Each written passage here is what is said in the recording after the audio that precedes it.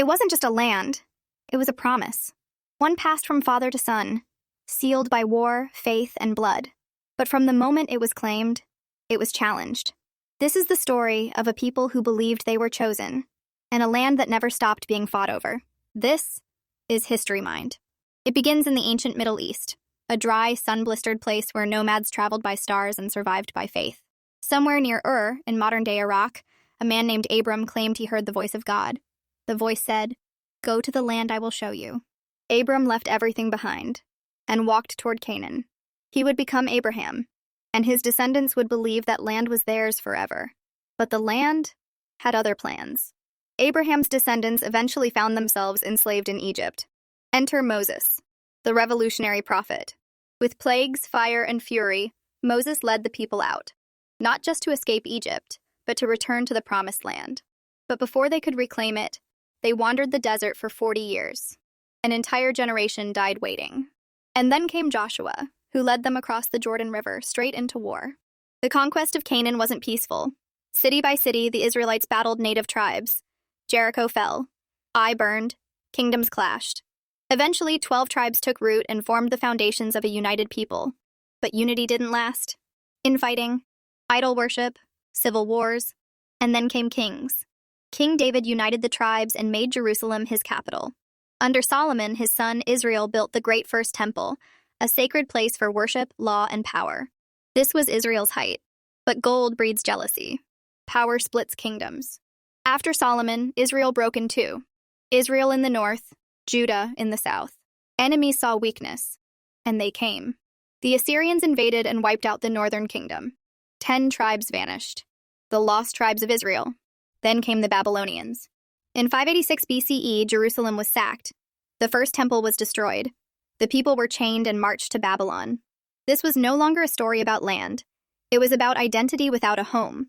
The Israelites had lost everything, but not their memory, not their law, and never their belief that they would return. Because for them, history wasn't over.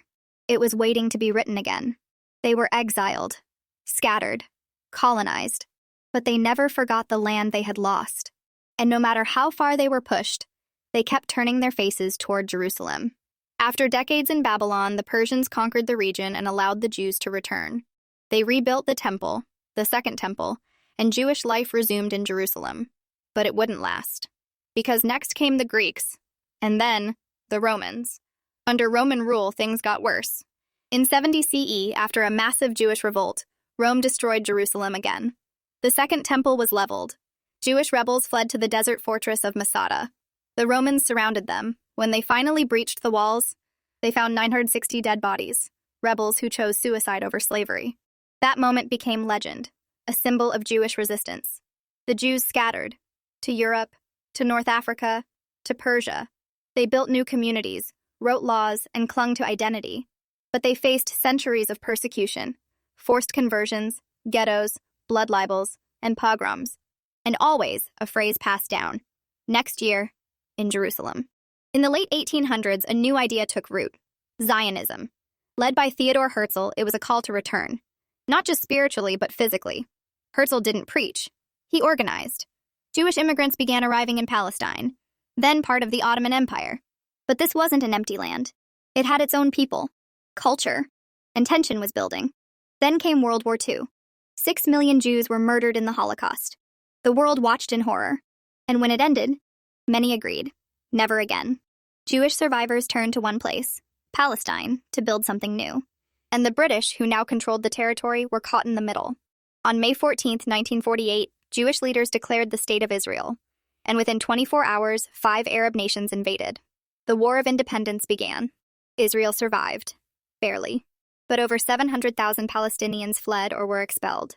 One people's return became another's catastrophe. And a new chapter began, full of pride, pain, and permanent conflict.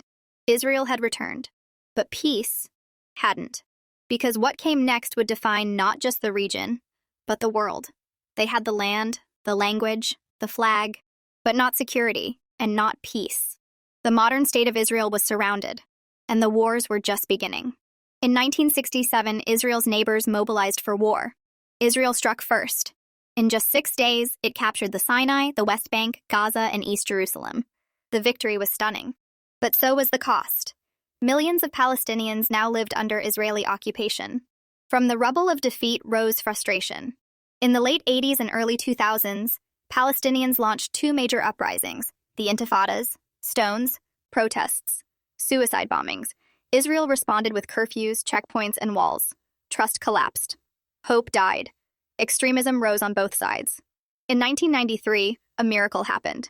Israeli and Palestinian leaders shook hands on the White House lawn. The Oslo Accords promised peace. But years passed, and little changed. More violence, more deaths, more fear. And the dream began to rot. Today, Israel is both high-tech powerhouse and military fortress.